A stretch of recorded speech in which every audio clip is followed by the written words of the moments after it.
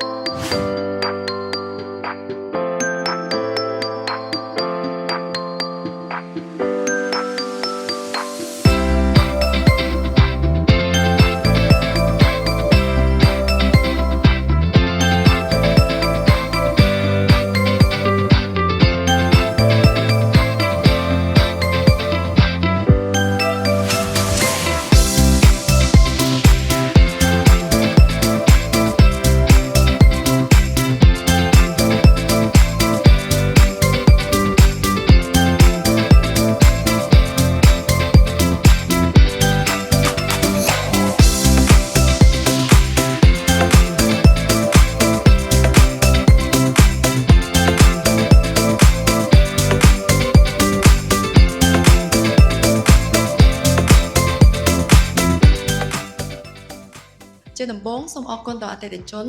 ដែលជាម្ចាស់ផ្ទះនិងអនាគតម្ចាស់ផ្ទះគម្រោងបរិយាហិង CT6A ទាំងអស់ដែលបានចំណាយពេលដ៏មានតម្លៃក្នុងការចូលរួមកម្មវិធីចាប់ឆ្នោតស្វែងរកអ្នកឈ្នះរង្វាន់ពី Promotion ចុងសប្តាហ៍មហាសំណាង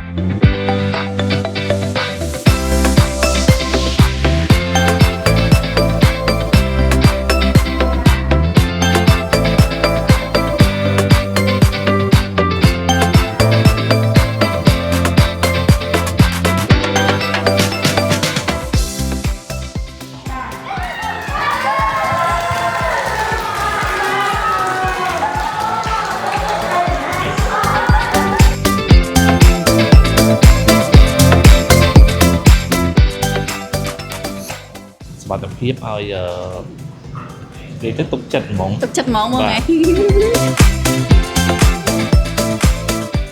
៎បងមកចាប់ផ្ទះលេខណាដែរបងC67ណាបងមានអារម្មណ៍ថាសប្បាយចិត្តបងដោយសារតែអង្គុយសុកខាងបងគាត់ទេថាត្រូវវ័នអញ្ចឹងភើបហ្មងបុរីហេងហៀងភាពថ្កុំថ្កើងសម្រាប់ការរស់នៅនិងប្រកបអាជីវកម្ម